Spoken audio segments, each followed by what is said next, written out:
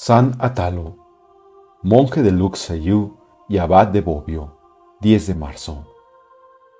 Tres célebres monasterios tienen a gloria contar entre sus abades a San Atalo, cuyos altos ejemplos de virtuosa vida conservan con imperecedero recuerdo. Lerins, en las islas de su nombre, Luxeuil, en el Franco Condado, y Bobbio, en el Milanesado, donde murió. De sus primeros años nada nos cuentan los hagiógrafos, ni siquiera se conoce el nombre de sus padres. Únicamente se sabe de ellos que eran nobles y ejemplarísimos por su piedad. Desde la más tierna infancia manifestó a Atalo grandes deseos de perfección y su cristiano padre, juzgando de su deber aquellas aspiraciones de su hijo, lo confió a los solícitos cuidados del obispo Sanaredio, el cual supo no solamente darle la educación intelectual y moral convenientes, sino además desarrollar en él todas las virtudes cristianas, de las que tan magníficos ejemplos daba aquel santo prelado. Hermanadas en Atalo la inteligencia penetrante y clara con la piedad angélica y la inclinación al estudio, era natural que en tal escuela adelantara en las divinas y humanas ciencias de prodigiosa manera. Correspondía así a las lisonjeras esperanzas de brillante porvenir que le auguraban sus deudos y amigos. Pero los designios de Dios eran muy distintos. Su voz resonaba suave, persistente en aquella alma escogida, y Atalo iba amadurando su decisión de consagrarse por completo al Señor en la vida del claustro. Mas antes de tomar una determinación definitiva en el importantísimo problema que le traía preocupado, lo encomendó a Dios largamente, meditó sobre el modo de realizarlo y vencer las dificultades que para ello se le ofrecerían, y, plenamente convencido ya del llamamiento divino, dejó secretamente la casa paterna, acompañado de 2 criados, y fue a llamar a las puertas de un monasterio para pedir le permitiesen el logro de sus deseos. San Atalo en Lerins y Luxeuil. La elección de Atalo recayó en el monasterio de Lerins. El renombre de aquella antiquísima abadía, ilustrada desde hacía más de 2 siglos por tantos santos y sabios abades, atraía poderosamente a un alma tan ávida de perfección. El abad Conón gobernaba por entonces aquel cenobio, y a él pidió humildemente el fervoroso postulante el favor de ser admitido entre sus monjes. No les era desconocida la virtud del pretendiente, por lo que el abad acogió al nuevo hijo que el cielo le enviaba, con el gozo y la esperanza que es de suponer. En aquel santo recinto gustó el nuevo monje, durante bastantes años, el placer de servir a Dios y gozó del inefable beneficio de la vida religiosa. Pero desgraciadamente, aquellos monjes decayeron del fervor religioso, y Atalo, con el alma lacerada, lamentándose de aquel estado de cosas que no le era dable remediar, decidió buscar otro asilo donde reinase el fervor y donde hallase un estimulante a su piedad, devoción y austeridades. La abadía de Luxeuil, recién fundada por el monje irlandés San Columbano, tenía fama de ser ardiente foco del más puro fervor religioso. No pudo Atalo resistir al atractivo que sentía de ir a ponerse bajo la dirección de aquel gran maestro de santidad. Fue acogido por el fundador con vivo cariño, porque el Señor le había dado a conocer la humildad, caridad y obediencia del solicitante y su corazón generoso y magnánimo. No quedaron fallidas las esperanzas de San Columbano, porque su nuevo discípulo abrazó las prácticas del monasterio con tanto mayor ardor cuanto por más tiempo había suspirado por ellas. En breve dejó atrás a los monjes más antiguos y fervorosos, a quienes el santo abad les pudo presentar como modelo. Llenábase de gozo el santo fundador y daba gracias al cielo al contemplar las virtudes y el fervor de aquel hijo de dilección. La obediencia a prueba de heroísmo, la inalterable paz de su alma, aquella mansedumbre y dulzura imperturbables, y especialmente la humildad, que le llevaba a buscar y solicitar los más humildes empleos y las más desagradables y penosas ocupaciones.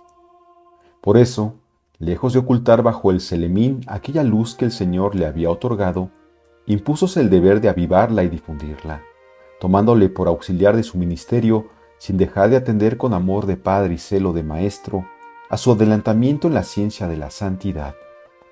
Esa virtud de santidad debía manifestarse en múltiples ocasiones durante los años de su peregrinación en la tierra. Sufrió la primera prueba cuando San Columbano se vio en la necesidad de separarse de Luxeuil para volver a su patria. Debido a las excitaciones de Brunequilda, que temía atraer los anatemas del monje irlandés sobre el rey Teodorico II, su nieto, por los escándalos de su licenciosa vida, este monarca le obligó a salir de sus estados. El santo abad no tuvo más remedio que ceder a la tormenta y alejarse. Sus monjes le despidieron con lágrimas en los ojos y hondo sentimiento en el alma. Al llegar a Nantes, escribió a sus hijos para indicarles quién debía sucederle. El elegido era Atalo. En la citada carta excitaba a su predilecto discípulo a separar del monasterio a cuantos se negasen a acatar su autoridad y a mantener en la comunidad la paz y la concordia. Pero, no queriendo obligarle a asumir una carga que tal vez repugnaría a su humildad, le dejaba en la alternativa de aceptar las funciones abaciales o de juntarse con él en su nueva residencia. En este último caso, encomendaba a Gualdoleno la dirección del monasterio. En uso de la facultad que se le concedía, declinó a Atalo el honor de la superioridad y, creyéndose con el mismo derecho Gualdoleno, cuya gran virtud recomendaba para tan alto y delicado cargo, se negó también a aceptarlo. En consecuencia, fue elegido por sucesor de San Columbano el monje San Eustacio, el cual confirmó con sus virtudes y altos ejemplos el acierto de la elección y que era digno de suceder a aquel gran maestro de cenobitas. La humilde actitud de los dos santos religiosos ya citados queda explicada por la difícil situación de la abadía tras la partida del ilustre fundador y por la perturbación que forzosamente tuvo que causar en el monasterio la expulsión de tan santo abad decretada por el rey. Debemos ver en ello la mano de Dios, que de ese modo conducía a Atalo al lugar que en sus inescrutables designios le tenía señalado al hacerle preferir a la dignidad abacial la obediencia y austera dirección de San Columbano. San Atalo, abad de Bobbio. Proscrito y perseguido por la rencorosa Brunequilda a causa de la entereza con que reprendía y condenaba los desórdenes del rey, había recorrido San Columbano las ciudades de la Galia, Suiza y norte de Italia, en busca de un asilo donde continuar la vida religiosa. Llegado a Lombardía, se presentó al rey Agilulfo, cuya virtud y celo por la defensa de la fe católica le eran conocidas. Tanto el rey como su esposa, Teodolinda, le acogieron con las mayores muestras de deferencia y respeto. Vieron en él al enviado del cielo, al auxiliar poderoso que combatiría con firmeza y tenacidad de apóstol contra la herejía arriana, que por entonces causaba grandes estragos en sus estados. No quedaron frustradas las esperanzas de los piadosos monarcas, porque el nuevo misionero prodigó sus predicaciones y trabajó con tanto celo y perseverancia que los copiosísimos frutos obtenidos llenaron de consuelo a los reyes y a la iglesia. Mas el desterrado de Luxeuil suspiraba constantemente por su amado retiro, al que sin tregua le impulsaban los anhelos de su corazón. No tardó en presentarse favorable coyuntura. En las riberas del Trebia, separado completamente de los ruidos del mundo e inquietudes de sus ciudades por espesos bosques y pintorescas montañas, existía un retiro eminentemente propicio para la vida de oración y contemplación. Aquella soledad eligió San Columbano para fundar un monasterio, y a ella le siguieron los monjes que compartían las penalidades del destierro, y entre ellos Atalo. Gracias a la poderosa ayuda de Agilulfo, muy pronto vio San Columbano cumplidos sus anhelos, y la soledad de Bobbio quedó poblada por multitud de monjes que allí afluían atraídos por la fama de santidad del fundador y de sus hijos. A los 2 años murió San Columbano lleno de días y de méritos, y en aquella última fundación suya descansaron sus restos. Designó para sucederle a Atalo, quien, no pudiendo sustraerse a aquel último mandato de su abad, asumió en Bobbio la carga que anteriormente había soslayado. Trabajos de San Átalo en Bobbio. Cuando Dios confió a Átalo la sucesión de San Columbano, no le destinó al descanso y tranquilidad, sino a la lucha y al sufrimiento. A las virtudes características suyas ya indicadas de humildad, mansedumbre y caridad, de las que había sido constante modelo y ejemplar, se propuso añadir las que había visto resplandecer en su santo y llorado padre. Fiel a las recomendaciones que le hiciera al confiarle aquel monasterio por él fundado, de mantener en todo su rigor la disciplina regular, hizo cuanto pudo para lograrlo, aunque algunos no quisieron someterse y persistieron obstinadamente en la rebeldía. A tan deplorable actitud opuso Átalo el silencio y la oración, y Dios, que no abandona a los que le sirven con fidelidad, se encargó de vengar los ultrajes inferidos a su siervo. El cabecilla de la rebelión, Recoleno, se vio atacado súbitamente de ardiente fiebre. Con gritos de dolor manifestó el deseo de solicitar el perdón de Átalo. ¿Procedía ese deseo de sincero arrepentimiento? Solo Dios lo sabe. Pero el desgraciado rebelde no logró verlo satisfecho, porque perdió el uso de la palabra y murió sin tiempo para alcanzarlo. Tal muerte impresionó vivamente a la mayor parte de los otros culpables, los cuales vieron en ella un castigo del cielo, y, temerosos y arrepentidos, recabaron el perdón de Átalo e hicieron acto de sumisión plena a su autoridad. Átalo, sin acordarse de los ultrajes recibidos, los acogió con los brazos abiertos, como a hijos pródigos que volvían maltrechos y contritos al hogar paterno que en mala hora abandonaron. 3 de ellos persistieron en su desvarío y murieron de muerte violenta. Tan tremendo escarmiento determinó a todos los demás a humillarse y acogerse a la clemencia de su superior, y a todos hallaron en él al buen pastor que se regocija al hallar la oveja perdida. Milagros de San Átalo. Los hechos que vamos a narrar justifican debidamente el elogio que de San Átalo hace el martirologio romano al llamarle ilustre por sus milagros. Considerablemente engrosado por las copiosas lluvias, descendía con ímpetu arrollador el torrente de Bobbio, en cuya ribera se hallaba el monasterio. Ya recibía sus embates el molino que servía a los monjes, cuando el diácono Sinualdo, dándose cuenta del peligro, acudió al abad para notificárselo. No se inmutó Átalo por la nueva, y se contentó con entregar a su discípulo un cayado que usaba y decirle: «Toma, hijo mío, este cayado, y vete al borde del Bobbio. Haz la señal de la cruz, y manda al agua que no se lleve la tierra de la orilla que nos corresponde, intimándole, en nombre de Dios, que se vaya por el otro lado». Obedeció con prontitud y fidelidad el discípulo la orden de su maestro, y al momento se replegó el torrente como obedeciendo a una fuerza irresistible, dejando seco su cauce. Con la estupefacción consiguiente, volvió presuroso el monje a contar a su abad el milagro, y éste, sin la menor muestra de extrañeza ni de vanagloria, ordenó a su discípulo que nada contase de lo ocurrido hasta después de su muerte. Dijéronle en otra ocasión que uno de los monjes se había cortado el pulgar cuando arreglaba un arado. Mandó que se lo presentasen, tomó el dedo seccionado, lo humedeció con saliva y poniéndoselo en su lugar quedó curado. Y no era el monasterio el único favorecido con los milagros del abad Átalo. Hallándose en Milán, acudió a él un buen hombre, suplicándole con las más vivas y apremiantes instancias que rogase por su hijo, que estaba agonizante y que le obtuviese la salud.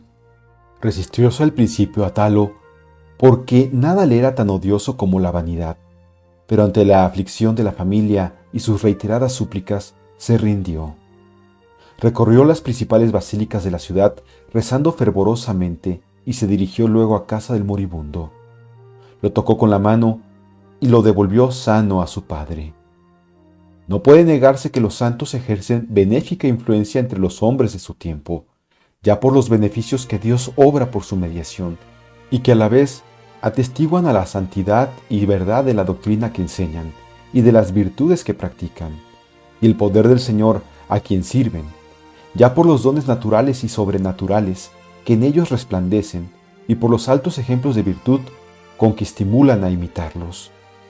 Atalo, retirado del mundo, recibía incesantes visitas de los que acudían para consultarle, y eran sus palabras acogidas como oráculos, porque llevaban el sello de la divina sabiduría de quien él recibía luces e inspiraciones. San Átalo combate al arrianismo. Ya hemos visto cómo luchó San Columbano contra el arrianismo que infestaba Italia. También San Átalo hubo de sostener ruda lucha contra esa pérfida herejía. Siguiendo los ejemplos de su valiente y animoso predecesor, supo abandonar la tranquilidad de su monasterio para presentarse como adalid de la fe católica. Ariovaldo, rey de Lombardía, apoyaba abiertamente a los seguidores de Arrio y, viendo en Átalo un decidido adversario, le persiguió con el mayor encono, y con él a todos los monjes de Bobbio adictos por entero a la persona y a la causa de su denodado abad. Solo buscaba el rey ocasión favorable o un pretexto que le diese pie para desencadenar su furor contra los monjes. Pronto lo halló. Envió a Átalo cierto día a la ciudad de Pavia al monje Blidulfo, quien, encontrándose con el rey, no se dignó saludarle. Tal era el uso de aquellos tiempos que, apoyándose en las palabras de San Juan, «No concedáis a un excomulgado el honor de vuestro saludo», negaban esa muestra de deferencia a quienes incurrían en los anatemas de la iglesia. Lleno de cólera por aquel desprecio, gritó el rey: «Ved cómo son los monjes de Átalo, que nos niegan el saludo». Gustoso os tributaría esa muestra de respeto y deferencia si no fueseis esclavo del error y de sus partidarios, replicó Blidulfo. «¿No habrá aquí nadie», exclamó exasperado Ariovaldo, «que sepa aprovechar el regreso de ese hombre para matarlo durante la noche?» Un cortesano prometió cumplir los deseos del monarca y, habiéndose apostado por la noche en el camino, se arrojó sobre el monje cuando pasaba y lo dejó muerto. Pero un sacerdote que esperaba al religioso, notando que tardaba, salió en su busca y lo halló tendido e inanimado. Tocólo para cerciorarse de la triste realidad y, como movido por un resorte, púsose en pie Blidulfo completamente sano. Entretanto se había apoderado del asesino el demonio y le causaba horribles torturas. Asustado el rey, ordenó que fuese conducido a la presencia de Átalo para que le perdonase y le curase. Olvidando el abad las ofensas recibidas, púsose en oración y obtuvo la liberación del poseso. Pero ese miserable declaró algún tiempo después que estaba dispuesto a repetir su crimen si se le presentaba ocasión, y volvió a ser presa del demonio y murió en medio de los más atroces tormentos. Últimos años y muerte de San Átalo. Conservaba a Átalo el más dulce recuerdo de su querido monasterio de Luxeuil, donde había entrado plenamente bajo la sabia dirección de San Columbano, en la vía de la perfección religiosa. Entre él y San Eustacio, digno sucesor de San Columbano, persistían relaciones de pura y santa amistad. Antes de morir, quiso volver a ver a su querida abadía y a su santo abad. Con tal motivo, hubo intercambio de religiosos entre ambos monasterios. En el pensamiento de los abades, esa reciprocidad tenía por objeto hacer de las dos abadías como una sola y misma familia fundada por el mismo padre. Entre los monjes que pasaron de Luxeuil a Bobbio hallábase San Bertulfo, que debía ser el sucesor de Átalo en la dignidad abacial. Próxima se hallaba la hora en que el siervo de Dios iba a trocar los días de esta vida por la eternidad sin fin y dichosa. Fuele revelada con 50 días de anticipación por una visión celestial que le anunció largo y dilatado viaje. De momento, no supo a Átalo de qué viaje se trataba, pero deseoso de no dejar nada en el monasterio que no estuviese en su punto, mientras durase su anunciada ausencia, mandó hacer en él todas las reparaciones precisas. Ordenó se hiciese el balance y recuento de cuanto había en la casa y de todo el mobiliario, y proveyó a todos los monjes de hábito y calzado nuevos. Ese cuidado minucioso de las cosas materiales no le apartaba lo más mínimo del de la práctica de las virtudes, a las que se entregó con más ardor que nunca, persuadido ya de que el viaje que iba a emprender era el de la eternidad. Redobló sus vigilias, ayunos y penitencias, hasta que una fiebre violenta le obligó a guardar cama. Hízose llevar ante una cruz de madera que él había hecho levantar, y al retirarse los religiosos exclamó: «Yo te saludo, cruz augusta, que llevaste el rescate del mundo.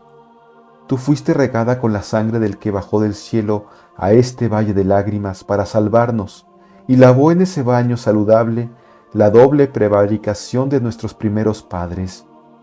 Volviendo después los ojos al cielo, permaneció extático por espacio de varias horas, y con suspiros y gemidos que de su pecho se escapaban, mostraba el exceso de felicidad de que se hallaba inundada su alma. Vuelto a la realidad, hízose llevar de nuevo a su celda. Allí reunió a los religiosos, les dio consejos llenos de bondad y sabiduría, y entregó su alma al Señor el 10 de marzo del año 626 o 627. Dejó a sus hijos con el sentimiento de su pérdida, pero con la seguridad de contar con su protección en el cielo. Había gobernado la abadía durante 12 años. San Bertulfo, que le sucedió, lo hizo enterrar cerca del cuerpo de San Columbano. A su vez también San Bertulfo fue enterrado junto a sus dos predecesores, y así aquellos tres santos tan identificados en vida quedaron igualmente unidos en el sepulcro y tuvieron igual culto, recibiendo sus reliquias los mismos honores.